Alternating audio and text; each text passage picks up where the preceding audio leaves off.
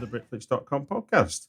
My name's Stuart Wright, and today's guest is his own personal film historian from his own experiences and executive producer on many a low-budget horror film. I'm talking to Peter Oxley. Welcome to the show. Thank you. Good afternoon, Stuart. And we're going to talk about, first off, your rememberings of having a video shop and the video nasties of the 1980s, plus a little bit about the new films you're working on, and then we're going to do 3 films that have impacted everything in your adult life. Yep. Does that sound like what you've signed up for? Yep, sounds good to me. Let's start at the beginning then. What's your first inroad into sort of video shop working? Was it your own? Was it working for somebody else? No, I was a manager at a video store in Goodmayes, Ilford. Mm-hmm. And I'd just been made redundant after 7 years. So I was into films then anyway. And so it was about 1984-5. Yeah. And it was just at that time when I got the job that, of course, we had the video nasties, the pirate movies, and all this sort of like came out. So it was an interesting time, to put it mildly. And out of interest, have you seen Prano Bailey Bond's film Censor, which is set around that period? Yeah, I have seen it once. Yeah. So is that video shop representative of a video shop of the time? Yeah, you could say partly. Yeah. Yeah. I mean, you know, some of the people, we even had police coming in for whether they was uncut adult films or films that were not out on release, or as you said, video nasties, films like Driller Killer, Death Trap, Chainsaw Massacre. Those films, some of them actually were getting sort of like banned just because of the covers, i.e. Driller Killer. You know, a drill going through somebody's head. And really, the film, there was only 1 or 2 bits in it that was quite gory and violent. Yeah, it's largely a kind of dull art house movie that has moments of visceral violence. Well, yeah. So obviously, we had other movies. You'd get the what I call could be the widescreen wasn't overly available then. So what you film like The Wild Bunch. Yeah. That had come out, and they'd release it in pan and scan. So, you know, what'll happen is it's all too big for your TV. So when the gunshot goes in the chest, you don't actually see it explode. You just see the look on the face. So you all those problems as well. And you'd have somebody come in and say, "Here, mate, do you want a copy of Alien?" And you'd say, "Yeah, okay, then it's not out yet." You put it on. It'd either be so dark you could see absolutely nothing. Or the other thing, they'd recorded it in the cinema. Sort of sudden, you'd be watching it and you'd see somebody get up and walk out to go to the loo. Or you'd hear popcorn crisps munching away, like, you know. Oh, yeah, great times they were. Really I miss those bootlegs of somebody just standing up in the middle of while you're watching it when you realise where they got it from. Out of interest, you know, the whole kind. I mean, this is more like from your kind of cliche of the kind of adult video store. But when you're in post the video recording act, when there was films were getting harder and harder to get, did you have people coming in asking for the Texas Chainsaws and the Cannibal Holocausts sort of under the counter? Yeah. Oh, yeah. You'd have loads of people coming in, regulars or people want to join, and they'd they'd go around the shop and look at things and say, "Yeah, but ain't you got so and so? It was released like on the cinema 2 weeks ago, or whatever." And you'd say, "Well, no, that won't be out for like probably about 2-3 years on DVD. Not like 3 now, or whatever." And so, so you'd say they'd take it away. And they come back and then they complain that the quality was rubbish on it. Like, you know, they say, "Oh, it was all fuzzy, it was too dark, it was this." Or you get the other ones that they'd be recorded, and then halfway through, you'd be watching, say, a film like Death Trap with Neville Brand, the one at the hotel with a crocodile that eats everybody, and you'd be watching that, and all of a sudden it'd go off somewhere else, and you'd see a bit of a porno film, Really? and then it'd go, "Yep, yeah," and then you think, "Oh, hello, this looks okay." And then all of a sudden, it'd go back into the film again.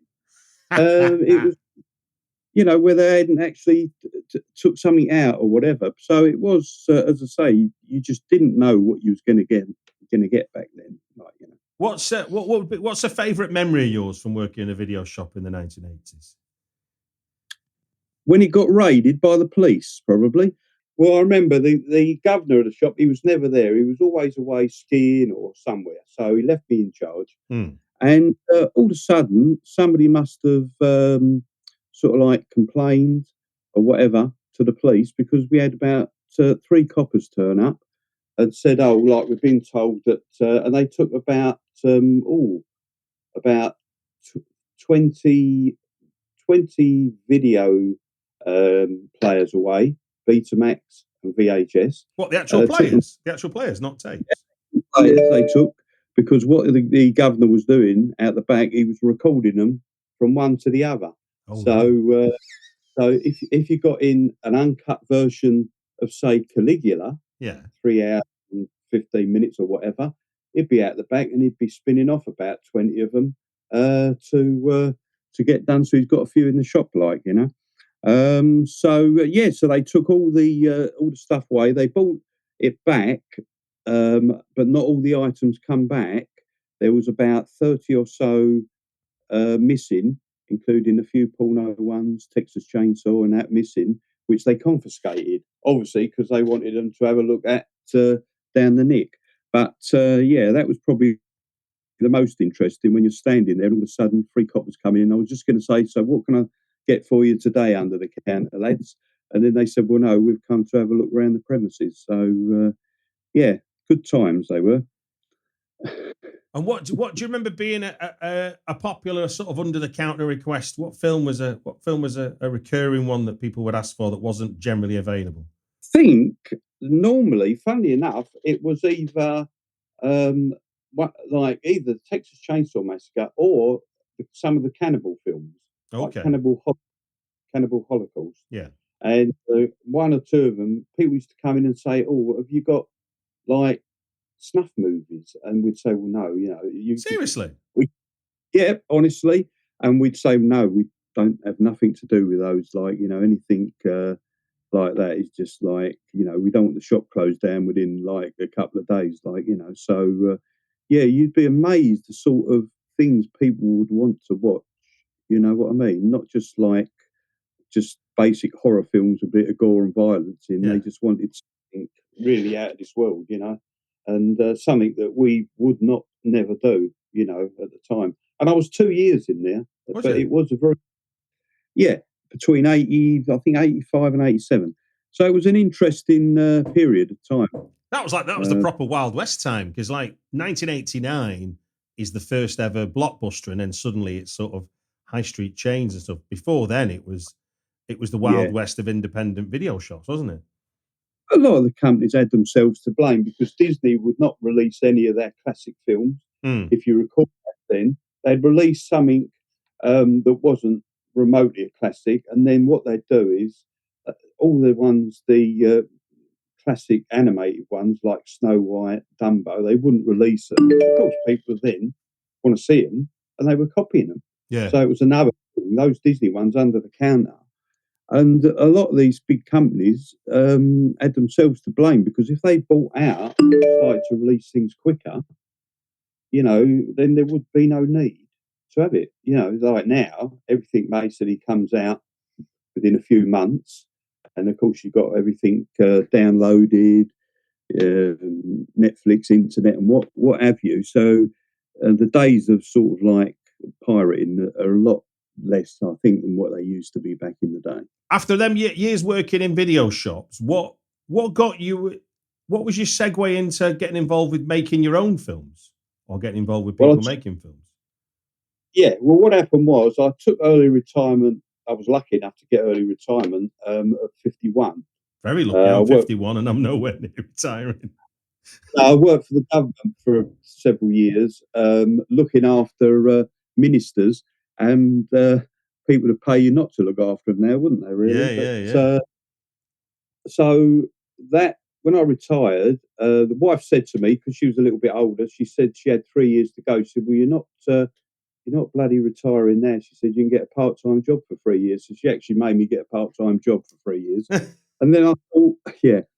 And I used to spend, when I was working, I used to spend £400 to £600 a month at HMV. Wow. So the best thing for me was when Amazon came along, because I was saving a hell of a lot of money, which is, as you know, I've got a collection of about 8,500 various DVDs, but all legit. And I just wanted, and I came across a producer once who actually had the same birthday as me, 26th of April, Jonathan Softcott. And he said to me, you know, "Are you interested in films?" And then I got involved in putting some money into a couple of his films. And that is how it started, really. That was in 2017. I also got involved with a couple of other people as well, a couple of other directors, I think Patrick Ryder, James Crow. And as I said, it started there. And then I met Charlie, which I've got a lot of time for. So that's and, Charlie. We're talking about Charlie Steed, and Charlie Steed's been on the podcast. He was here when he was doing Barge People. Was that a film you were involved with? No, that was one of the ones. I've actually been involved with 4 of his films, but that not the Barge People. I've been involved. The ones I've been involved with is Winter Skin. Yeah. The main one, which I put quite a bit of dosh in, which was An English Haunting, which very proud of that one. And obviously, there's another film, The House of Violent Desire. Nice title, that one. Yeah. And the latest one, which is Gods of the Deep. So what is it? What for you as a producer coming in working with a filmmaker like Charlie? What is it attracts you to what he's doing with film? What is it that excites you? Well, to me, he is just one of the most, on a small budget, he is just one of the most original writer, producer, directors that we've got, I think, independent in this country. Okay. For a guy in his like 20s. Oh, it's depressing, isn't it? Yeah, I know. It's sickening. I've told him plenty of times. But in fact, he's coming to my house in November, so I'm actually doing an audit so that none of my DVDs disappear. His films, although we do a film on a small budget, so I don't know, 10,000 or whatever, they look very professional. They look expensive, and as you see, when Gods of the Deep come out, it's the first time he's ever done this undersea creature film, and it looks so expensive as if it cost millions, and it doesn't, you know. Yeah. And he had the same crew and cast with him, and they're all such a lovely lot. It's all relaxed on set, but professional, and it's just enjoying working with the guy, really, you know. Brilliant. And it's something I always wanted to do for ever since I was about 13, was be involved with films, and sort of like, as I said, he's made it happen. That's my segue then. Moving on from talking about Charlie's work to talking about 3 films that have impacted everything in your adult life. Right then, first out the gate is Waterloo from 1970. Do you want to tell us why that's an important film to you? Where did you see that? Who did you see it with? Right. Well, that was actually with a school. Okay. Because I was 13 then. Yeah. And they were going on a school trip. We went up to London and we saw Waterloo with Rod Steiger and Christopher Plummer. And obviously I went, and at the time I wasn't overly interested in movies, but seeing this epic movie on the big screen, I just loved it. Like, you know, the action sequences. Which big screen did you see it at, Peter? I think it was at Leicester Square. Okay, Leicester Square. So the Empire. Yeah. And as I said, and it was just saying, and when I got back that day, and I was just so suddenly into movies, and obviously that's why a lot of the David Lean films, your Lawrence of Arabia, Dr. Zhivago, I love all these sorts of massive epic films, and it's something that I've had. What is it about the epic film that you like? Well, I just think it takes you into another world. They're so vast. All right, they are between 3 and 4 hours, some of them, Mm. and not all of them. You know, you can fall if you watch the fall of the Roman Empire, you can possibly fall asleep and wake up and still catch what's going on. But I mean, a film like Spartacus, I mean, the 3 hours there just, you know, just flies by for me, you know, and in more recent times, obviously Gladiator. So I mean, there are a lot of great epic movies that were made for me in the 50s, 60s, Ben Hur's, Ten Commandments, El Cid, those sort of films, Mm. uh, that I just love them, as I say, and you know, I can't get enough of them. The wife's not overly keen because after about an hour and a half, she gets fed up with them. But so I have to watch them when she's not in. But as I said, I've always loved them ever since Waterloo. And I said, as a What do you remember? I 13-year-old, mean, because if you think about like now, we have a very bad attention deficit because of of our phones. Now, if I took a bunch of 13-year-olds to watch a 3 hour movie, I mean, would would we get through the first hour? So, how was you and all your schoolmates at a big epic like this? Was everyone just rapt, or was there a bit of like mischief? No, not really. I think everybody was wrapped because back then we didn't have CGI and over the top CGI at that. You see, with Gladiator, what you get, they only have half the crowd there. Everything else is computerized in. Mm, Whereas back in the day in Spartacus, the whole crowd would be in there. So mm. you didn't have CGI back then. So it was all wondrous. And nowadays, kids, they just want something that they can watch quick with a load of action and not necessarily a story in it. That's basically it, really, as far as I'm concerned. You know, and I like a good story as well as a bit of action. What's a memorable scene for you from Waterloo? I think it was the actual main battle before Steiger, as Napoleon loses, when you see how they've got all these, and you see it from a distance, all these soldiers, and they're in squared formation, Yeah. and all the horsemen are all coming all round them and anything, and it just looks as if there's just thousands of extras in it. It just looks unbelievable. You know, you can watch it on a DVD, but when you see it on the big screen, it's just another thing altogether. Like, you know, as I said, so I'd always recommend somebody to go to the cinema first to watch a film, especially a big film, like a Bond movie. You know, you can watch them on the telly, but I've seen them all since You Only Live Twice on the cinema. So yeah, you So I'm can't going to beat say, them. so that's interesting. So what you're saying is that what we're talking there was like 53 years later, you still think the magic of the cinema is an important For part me, of watching a film. oh yeah, yeah. I've watched, as I said, with Bond. I've watched every Bond film they've ever come out since then. Since 60, well, I didn't see it in 67. I saw it in 71 in a double bill with Diamonds Are Forever. But Hmm. no, it's yeah. For me, the magic is still going to the cinema and sitting there. You don't get the crowd you used to now. You might only have half a dozen people in there and his dog. Whereas in the old days, it used to be packed to the rafters. Like you'd be queuing outside to get in. Like, you know, 5 minutes are up, Peter. Your first one. Well done. Well done. That was interesting. Right then, completely changing tone. Completely changing tone to one of my favourite films of ever, to be honest with you. I'm talking about Tobe Hooper's Texas Chainsaw Massacre, a film from 1974, but as you tell me, it was released in London in 76. So where'd you see this in London in 1976 for starters?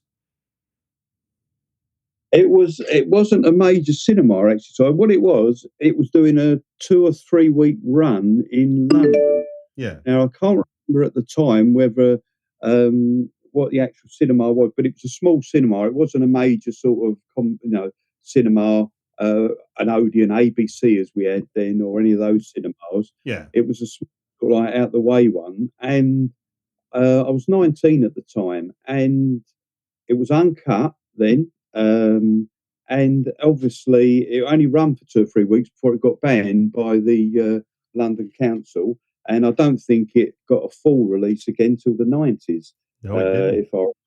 if I remember. And I just was gobsmacked when I went and saw it, because it was done so obviously. It wasn't sort of like a lush horror film. It was done probably on the cheap, Just a little bit. and yeah, but it just looked so convincing. It was almost to me documentary like. Oh no, it's absolute cinema variety. Absolutely. And when you see the guy come out, Leatherface come out for the first time out there, like making that noise and everything, it just scared the crap out of me. Like, you know what I mean? Absolutely. But yeah, and it just got me into horror movies.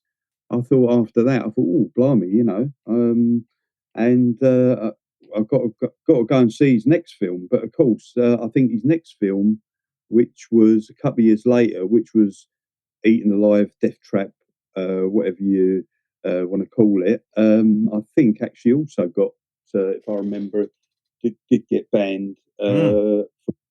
But yeah, so yes, but then obviously we go on.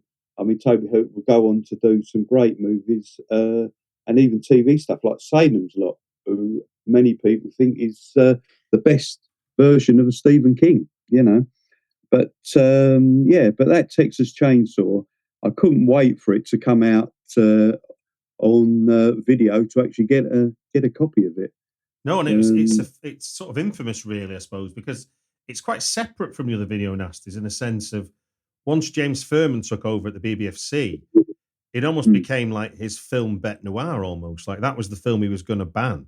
Like no matter what, yeah, no matter how liberated we got watching horror films, we weren't going to ever see. No one's ever going to see Texas Chainsaw Massacre on home entertainment ever again.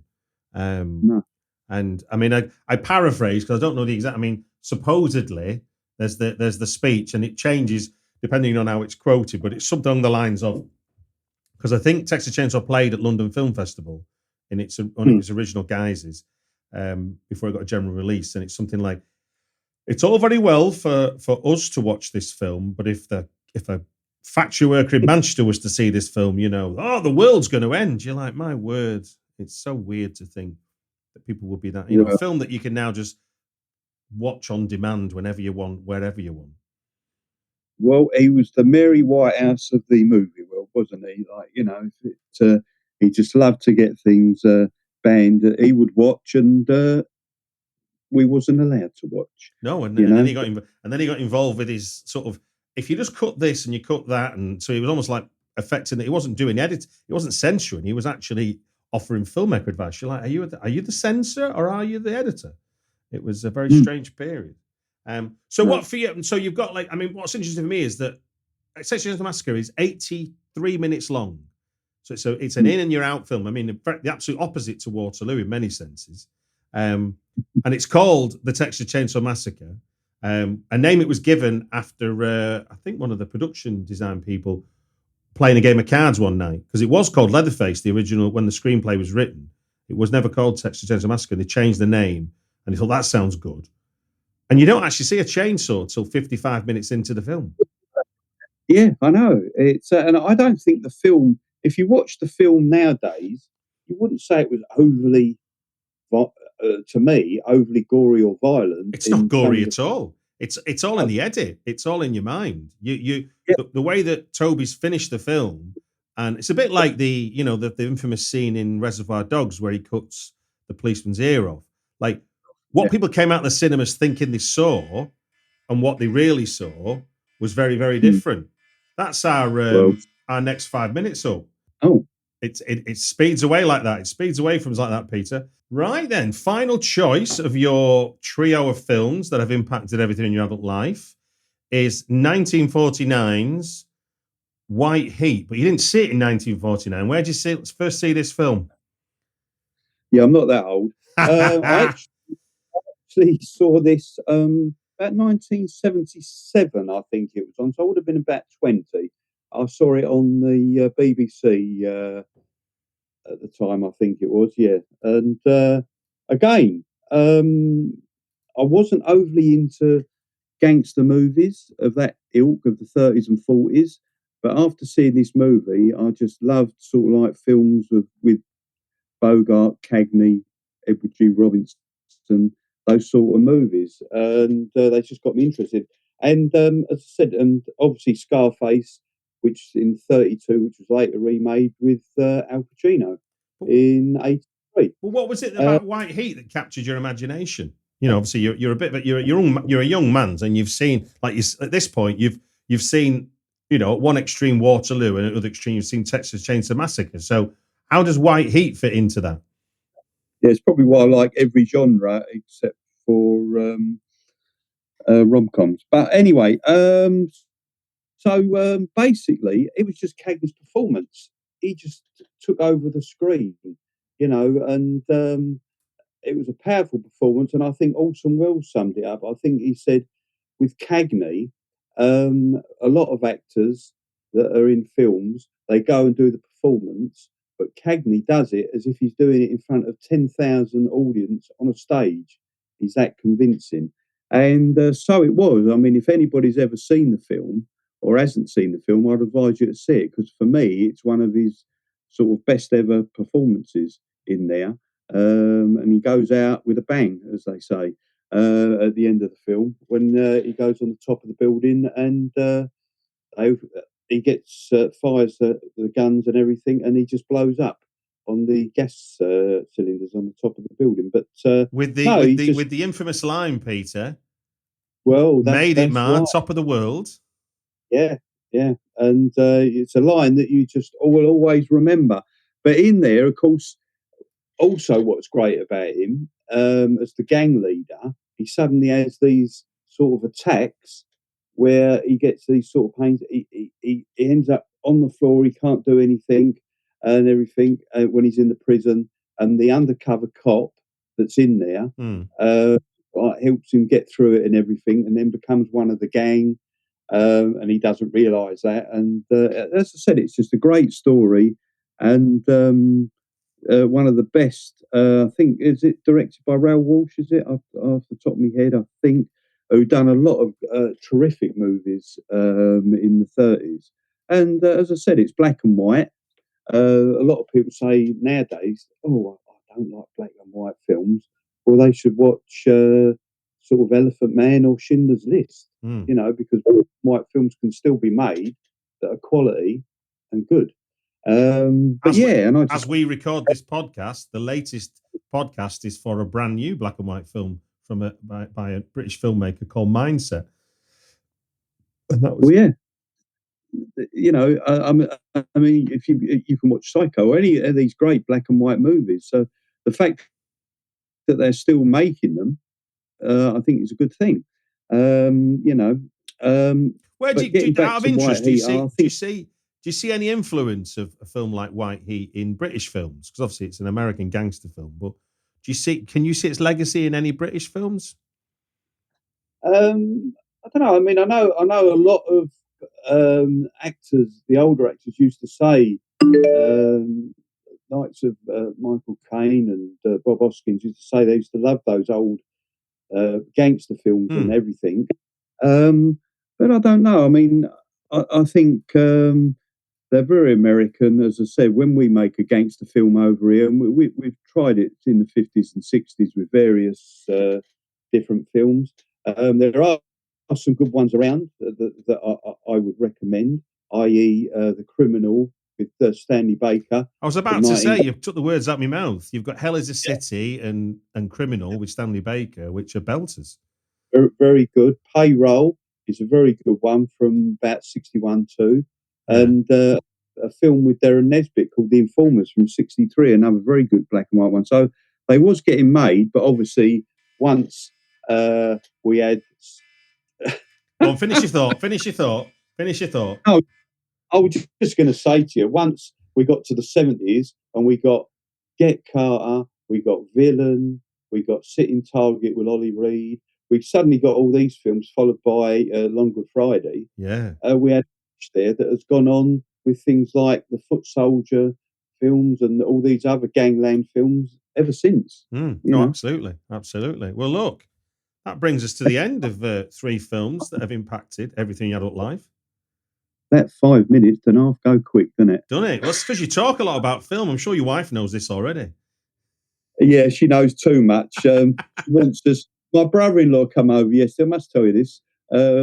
He come over yesterday and he said, "Oh, we've got a quiz in 2 weeks, and it's going to be a film night quiz." He said, "Do you want to come over and you can be in the team?" And he wants to see me because they got a quiz going on, and he wants me in the quiz, like, you know. But no, I just love talking about movies, Stuart. That's all. Comes across very strong. So we did Waterloo from 1970, a film you saw on a school trip.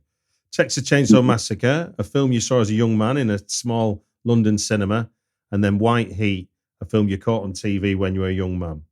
A good selection there. Let's remind people then, what have you got coming? What you got coming up next on the Charlie Steed production line? What we got to look forward to? Right. Well, Gods of the Deep, which is a sort of horror science fiction under the water creature feature, I believe is hopefully coming out. So it's had a premiere and it's coming out on DVD probably November, December time, I would say. Then I'm hoping, and I can't tell you the name of this film because obviously I'd have to shoot you, but I'm